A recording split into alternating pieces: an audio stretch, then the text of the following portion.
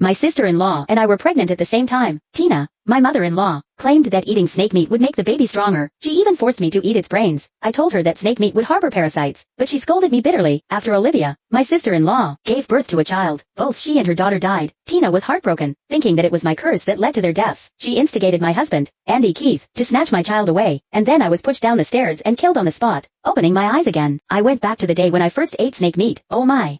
It's really a double blessing. What a great thing. The moment Tina suddenly slapped her thigh, I came back to my senses. It seemed like I was reborn. I heard from a fortune teller a few days ago that eating snake meat can help pregnant women give birth naturally without a cesarean section, and the baby will be lively and healthy. It'll prepare more for you later.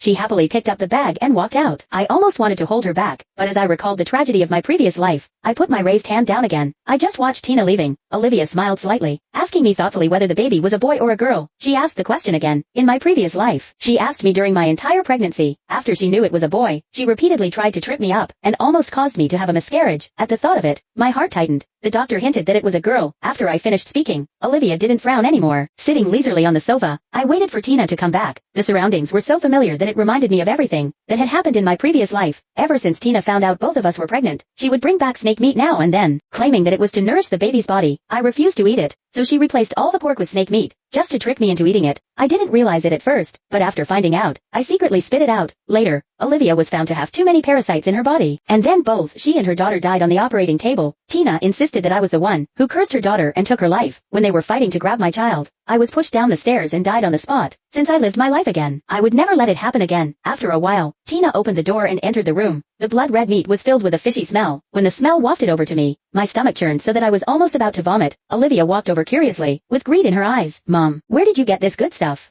Can it really strengthen my body after eating it? Tina nodded seriously and gave her a meaningful look secretly, hinting that she stopped asking more questions. It seemed that the source of the meat was definitely not normal. I found her words ridiculous. After eating it, the human body would grow a large number of parasites, and in serious cases, it could even lead to death. The meat was cooked quickly, and its color was white. Tina then placed it before us, with traces of blood seeping out between its textures. I even seemed to see worms wriggling in the shredded meat. Just as I was about to leave, Tina stopped me and ordered, "Eat quickly, to nourish my grandson." Upon hearing this, Olivia immediately looked up at me. She was dissatisfied with it, saying, "Mom, what nonsense are you talking about? Sophia has already said it's a girl." I smiled and waved my hands, closing my eyes and making up my mind. Since it was such a good thing, you should keep it for Olivia. It's a pity to give it to me. Smiling happily, Olivia grabbed the meat and swallowed it whole before her mother could say anything. I could even hear the juices popping. Before long, the whole plate of meat was eaten up by Olivia. She leaned back in the chair contentedly, her belly slightly bulging. "How about that? I told you the snake meat is good." After just one meal, the baby has grown up. If you eat it for 7 months, he will be full of energy.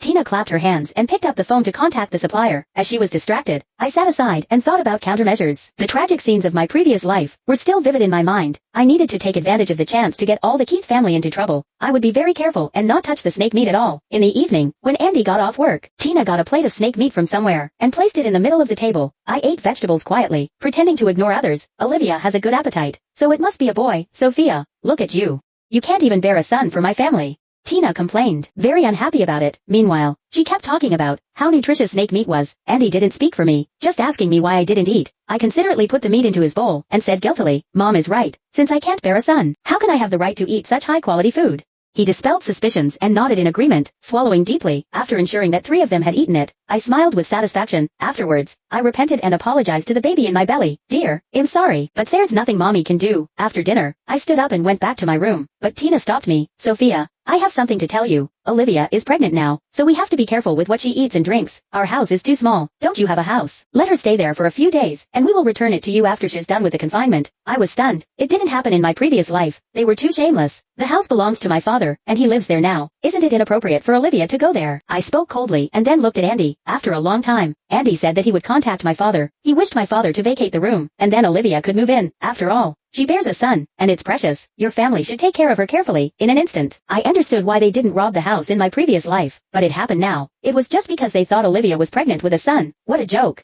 Why should my family care for her just because she is pregnant? I wondered. I couldn't let them achieve what they wished easily. With that in mind, I laughed and hated them even more. Okay, I'll ask my dad to move out this week and let Olivia move in.